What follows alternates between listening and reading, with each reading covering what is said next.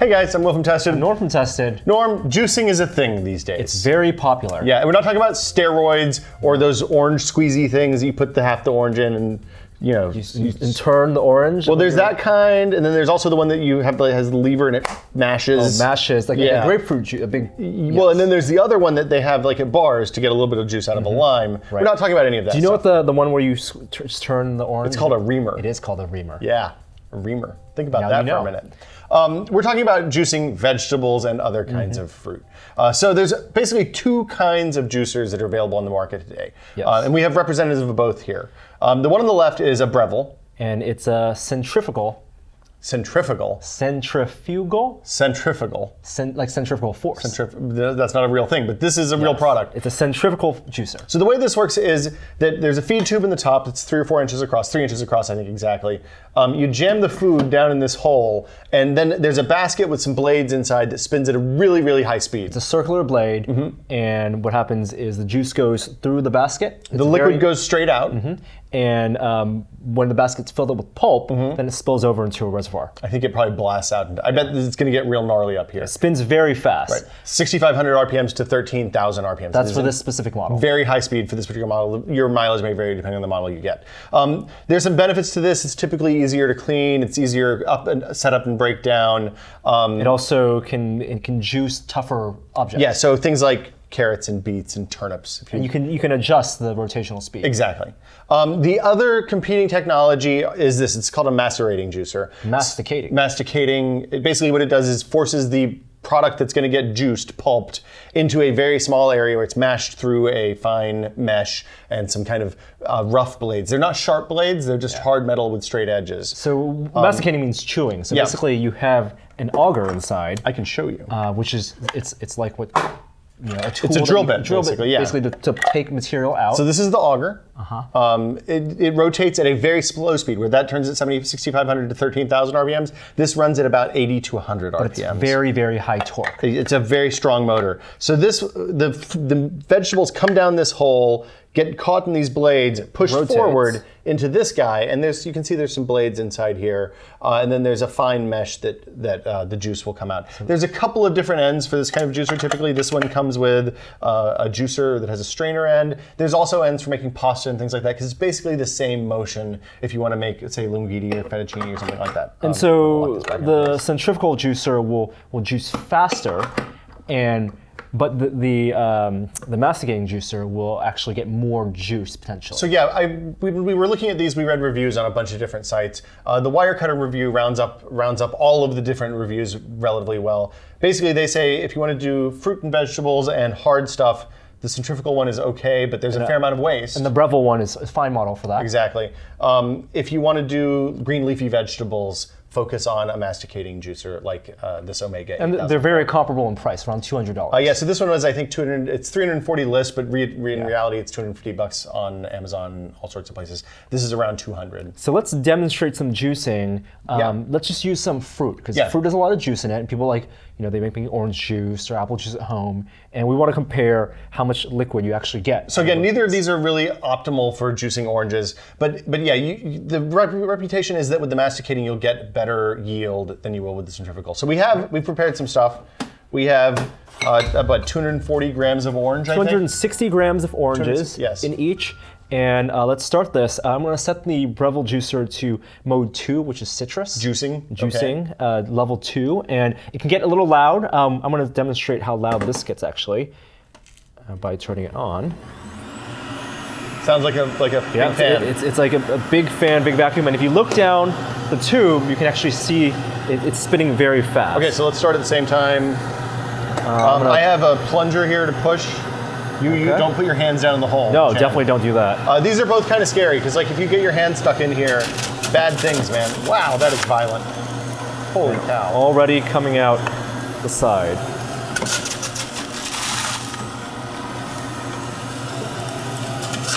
It's like those scenes, the torture scenes in those movies. Like Hostel? Is this an Eli Roth production? Yes. I never saw that movie. Is it any good? Not very good. Oh. Thanks, Joey.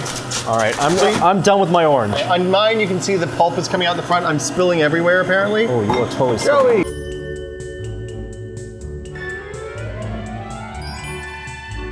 Okay, so we had a little bit of a spill, but everything's fine. Which is a good thing to note because you need to make sure that your containers are because ideally you need 2 containers. I forgot this. You need one to catch the pulp on the masticating, and one to catch the juice. And they come out at different rates. The pulp comes out in this front hole. You can see there's pulp in there right now. It's kind of poopy. It's fibrous. And that's a lot of fiber. Yeah. Do you taste a lot of juice left in there? It tastes like the remainder of it. No, it doesn't taste good. It tastes like everything. It tastes like peel and seeds. Basically. And if I look at the pulp inside the centrifugal juicer, it looks very wet. Yeah, it looks like something you could dump that into that orange juice and call it Grove Stand and charge $2 more a half gallon for it. So you can see the pulp comes out and it's pretty dry here. There's a strainer that you put on top of the catch if you want. It's optional, and that'll pull out any big pieces that make it through. But even with the amount of juice that got soaked up by the paper towels, I still ended up with a pretty okay glass out of 1 navel orange, which is not bad. And this is very frothy. It spins. And so it oxidizes the juice? Yeah, so that means that there's more time for the liquid to come in contact with the air, which theoretically can break down nutrients. I haven't seen good science either way on that, but the consistency looks a lot different between these 2 juices. I don't know if you can pick that up on camera. But yours looks like Tropicana from concentrate, and this is nice and bright orange. It's still, both are much better than Tropicana or anything from concentrate. I'm gonna have a taste as well. That is really good juice. You wanna trade? You're not gonna trade. All right, well, how are we gonna know? I'm not sharing juice with you. We should have had shot glasses. So here we have about, what, 200 grams of carrots, I said? Yep, the same amount of carrots in each of our glasses.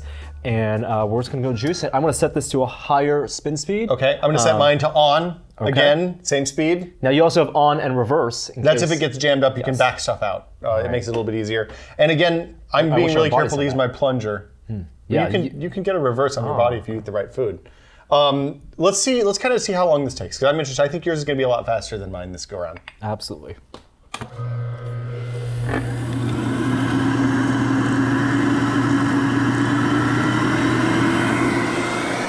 Ready? Yeah.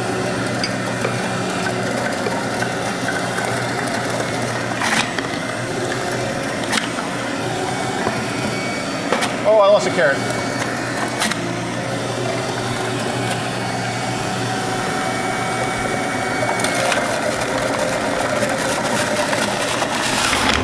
Jesus. Would you hand me that carrot on the floor if you have a sec?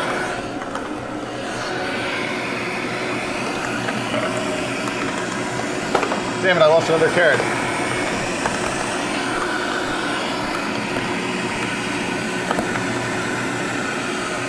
So yours is a little faster.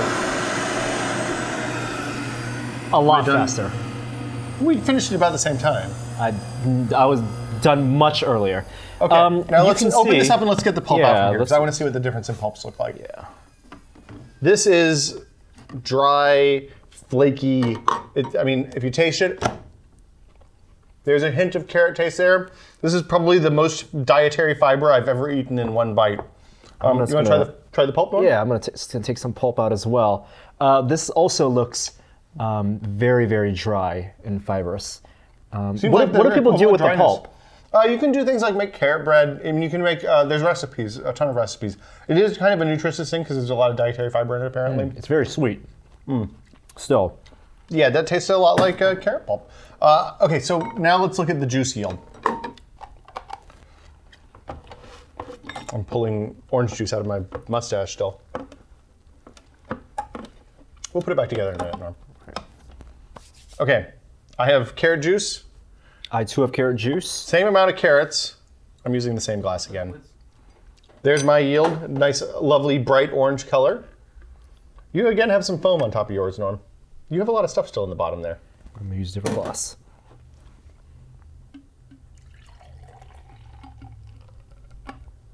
Frothy. And you can see that yours actually has more juice. Just a little tiny bit. Just a little bit. Are these the same glasses? We should set them down on the table. So again, you can see the froth. There's more potentially more oxidation in the second go round with the centrifugal juicer. You want to taste? Let's do a taste. It's carrot juice.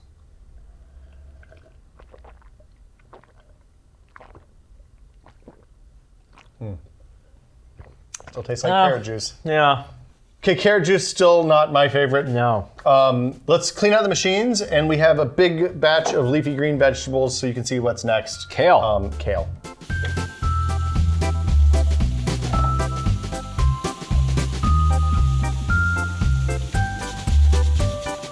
Next up, Norm, kale. It's the wonder veggie. I bought this kale in bunches at my grocery store. It's about $3 a bunch. So this is about half a bunch each. It's about 120 grams of kale. I like to take kale and cut it into circles and toss olive oil and salt and pepper on it, and then bake it until it's like a potato chip. Crisp. It's very good. Yeah. You can also ingest it as a juice. You can eat it raw. I just had some raw a minute ago. It's delicious. But yeah, it is a juicing additive food. Now this is where the difference between the masticating juicer and the centrifugal juicer will probably show. The masticating should theoretically be much better at extracting juice from leafy greens than the centrifugal. But we don't expect a lot of juice either way. Yeah, we're not going to get a half gallon of juice either way. Time to fire up the juicers. Let's see how this goes.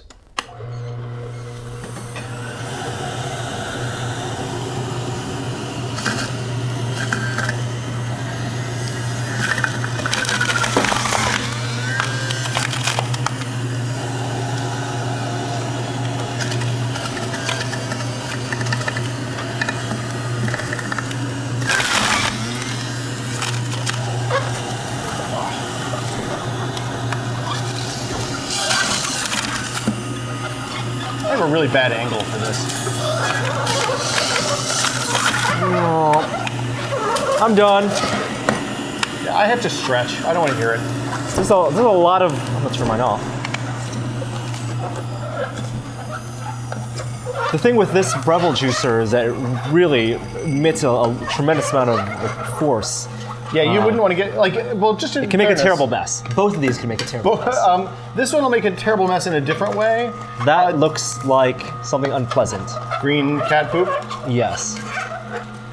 Yeah. So the terrifying thing about this one isn't so much the mess that it makes; it's the fact that if your finger gets caught into a tight wad of lettuce and gets pulled in there, real bad things are going to happen to your finger. Like I think you could probably easily lose a finger in this machine. The torque is so high. So the last of my veggies are in. This is coming out like mulch. But it's not particularly warm.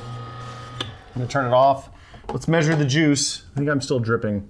Let me give it a minute. That is some bright green, some Irish Spring type juice. It's like a shot of kale. It is a shot of kale. This is how you get your veggies every day if you don't like eating veggies very much.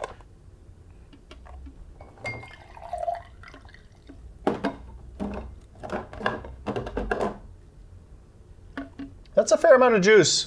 It's actually a lot more than I expected. 100 grams of kale, 120 grams of kale. Here, I'm going to dump mine out here. I think we're measuring into two different kinds of glasses, so this is probably the worst way imaginable to measure. But yeah, there's a lot more there, even if they're two different glasses. A little over half. Yes, same source material. That means there's a lot more waste with the centrifugal. For leafy green vegetables, again, the difference in the carrot and the orange was a little bit less pronounced. You want to taste? Absolutely. Wow, that tastes like mowing the lawn. Wow, I feel so energized. I have the strength of 5,000 tigers. What can you lift right now, Norm? Juicing. What can you lift? Oh, what can you lift? I can lift this entire table. I just want to flip it over. Lift it, flip it over. Oh, I want more juice. Let's make more juice. Let's more juice. Okay, so a couple other things you can do with the masticating that don't really work well in the centrifugal. Wheatgrass. If you're into wheatgrass shots, which if you're that type of Jamba Juice guy, if you're into that, if you want to get some boosts, then put your wheatgrass in here. It doesn't work as well with the centrifugal, if at all. I've never tried that. I couldn't find any this morning, or we would have already. So leafy vegetables best with the masticating. Yeah. And kind of hard stuff. Yeah, apples, and carrots. Beets. And pineapple works great both, but yeah, the hard stuff works great in the centrifugal. I mean, honestly though, I found that the masticating does a good job with the beets. It's a little scary, and the whole thing kind of hops around. This is a really heavy machine. And the real big lesson learned, though, as you could see, is that it creates a big, giant mess. This is an unbelievable mess. I'm gonna just take this off right now, and I want to show you what's inside here. Like, it is super gnarly, and this is like my next 20 minutes, pretty much. So buying a juicer and a masticating juicer is a commitment to not only juicing, because you have to buy the fruits and vegetables. Yeah. Some people get them delivered, but cleaning it up afterwards. So while the actual juicing will take 5 to 10 minutes. Cleaning will take another 15 minutes. Yeah, and especially with the masticating, the way the screen works, it gets clogged really easily. And you have to take it off. It comes with a little brush with a scraper end, so you can scrape stuff off if it gets jammed in the screen.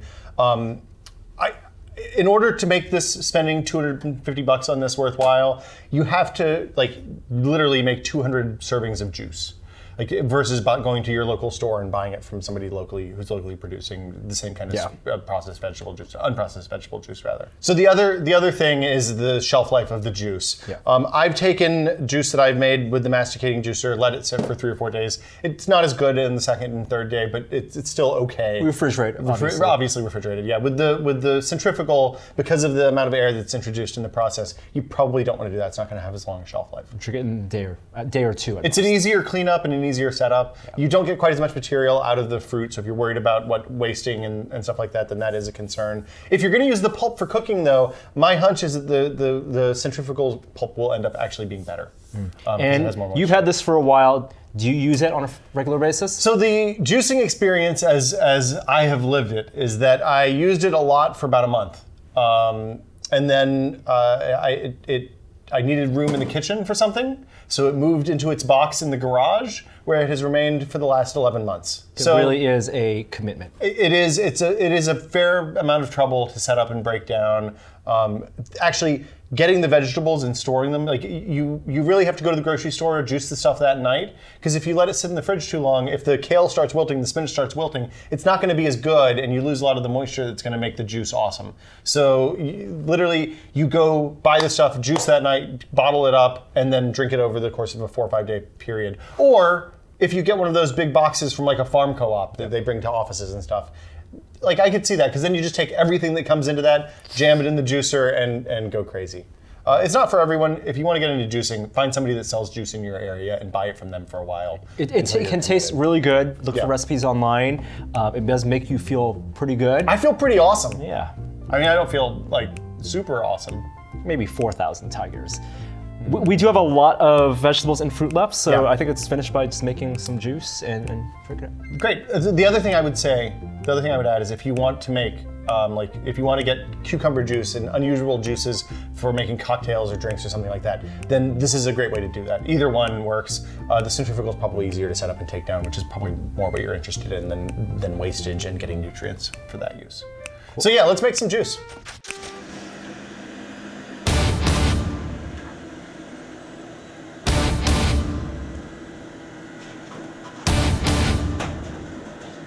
Is that something fun? A little.